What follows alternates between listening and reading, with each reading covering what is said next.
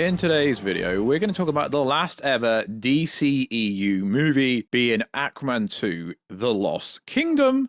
The first movie grossed over 1.1 billion. Is this movie gonna bang $1 billion? Most likely not. But seeing as it is the last DCEU movie, I thought we'd review it.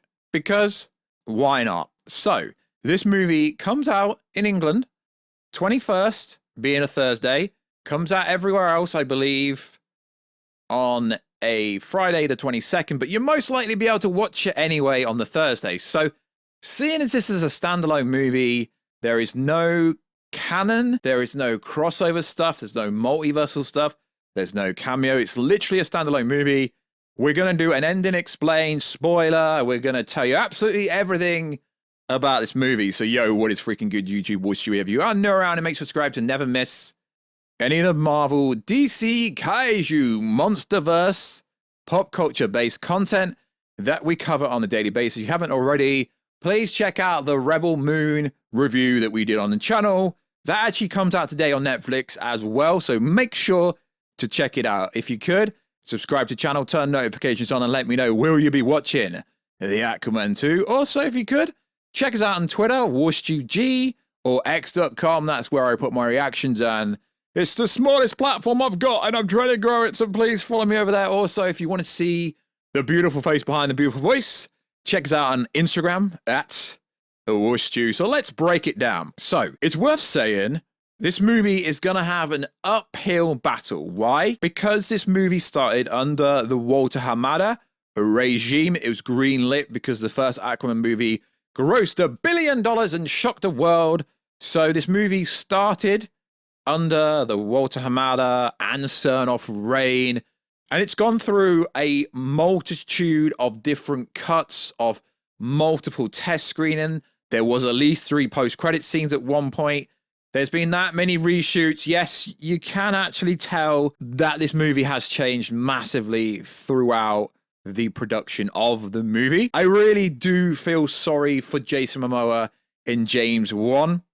Imagine making a movie and not even having the audacity. What the f*** were Warner Bros. Thinking? Even if this movie does not make any money, you didn't even give it a red carpet event. What the hell? You gave the Flash movie a red carpet. You gave Black Adam.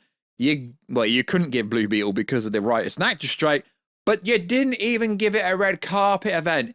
You gave it a fan event featuring Jason Momoa and James Wan. That is freaking disrespectful. If I was Jason, I would sever ties with DC because, like, yo, what? So, let's break it down. So, this isn't going to be your typical review.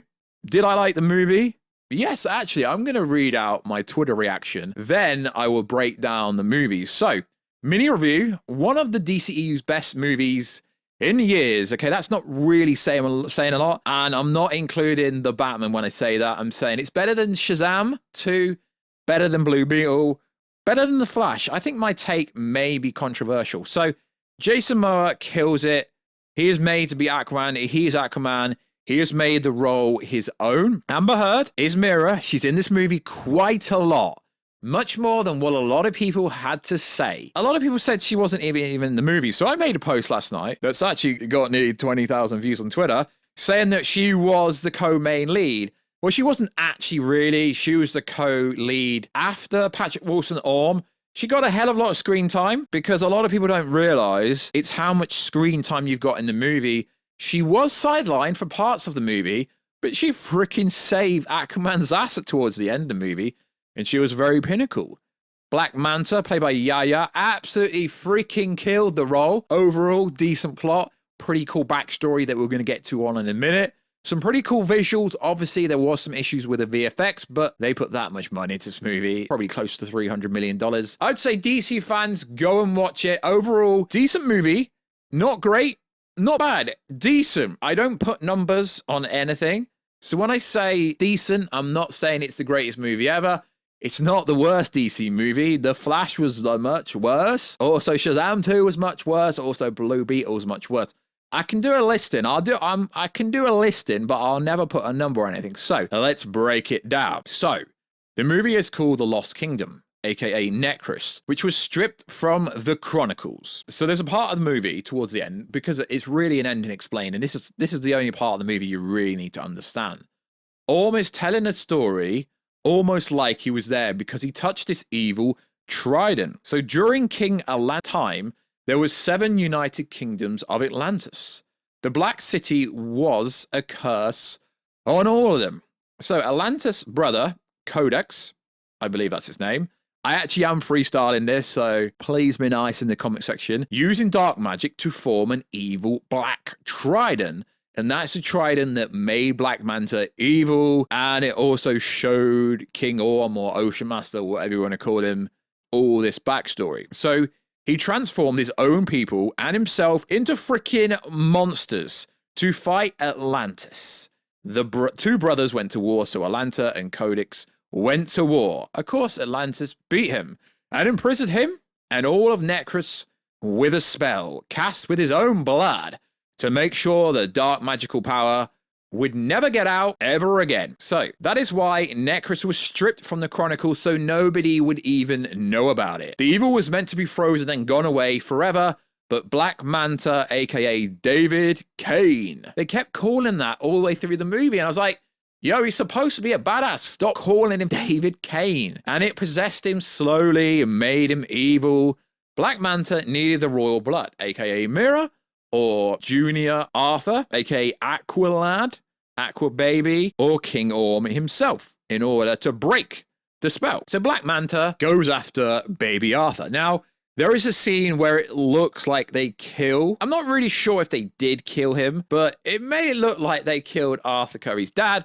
Not really sure if that's what happened. So, in order to bring Codex back and go OP, they needed the blood. And that was the main narrative of the movie. So, towards the end of the movie, we actually get to see Necros, the Lost Kingdom, hence the movie's title, which was frozen when we first got to see it. They're met by an army of monsters. Now, James Wan has a background in horror movies, really fitting, almost turned into a horror movies. I really did like this aspect of the movie because it's very different to any generic comic book movie. So Mera was there, King Orm was there, Aquaman was there, King Fish was there, King Necros, played by Dolph Lundgren, and co were there. So Black Manta is trying to bring King Codex back to life. So Orm gains back trust from King Necros by saving his life from one of the monsters. So Dr. Stephen Shang was in the first movie, and throughout he's trying to further science. That's why he started to help Black Manta, but Black Manta got possessed by the evil magic, and throughout the end he basically helps Aquaman save the day, essentially. He tries to stop Black Manta from getting baby Arthur Curry. Black Manta is getting more and more evil, possessed throughout, because he's trying to get the blood from the baby to bring back an evil king.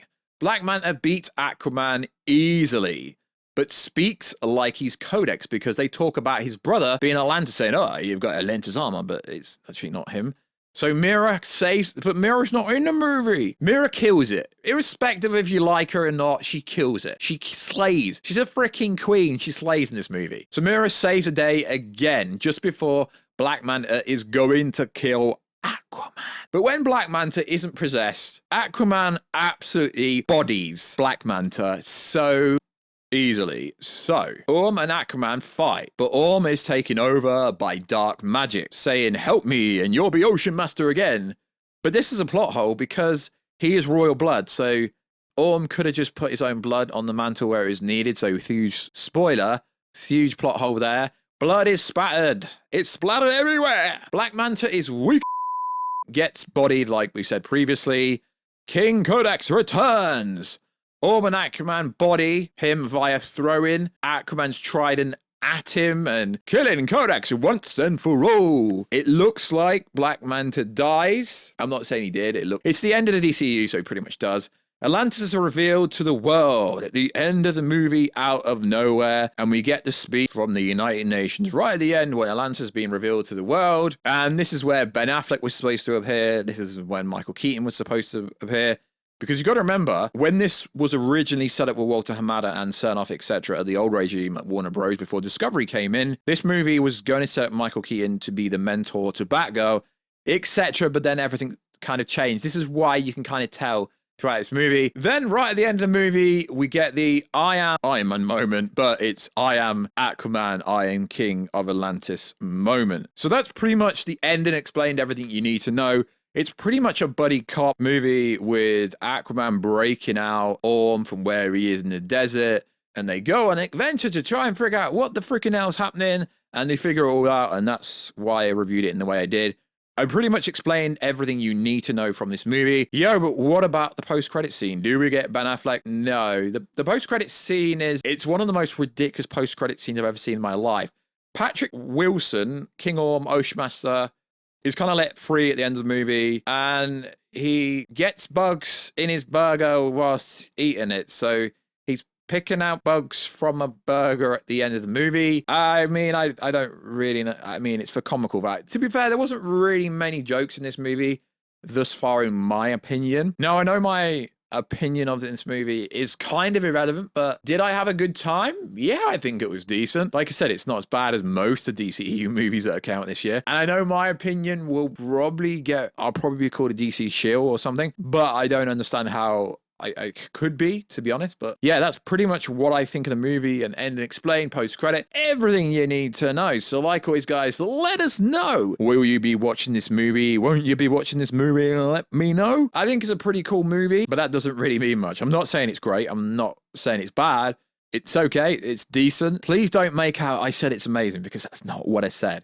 So like always, guys, like always, check us out on Instagram at WhatStuToSee. The beautiful face behind the beautiful voice. Check us out on Twitter, WhatStuG. And I'll catch you in another video, guys, very soon. Catch you later.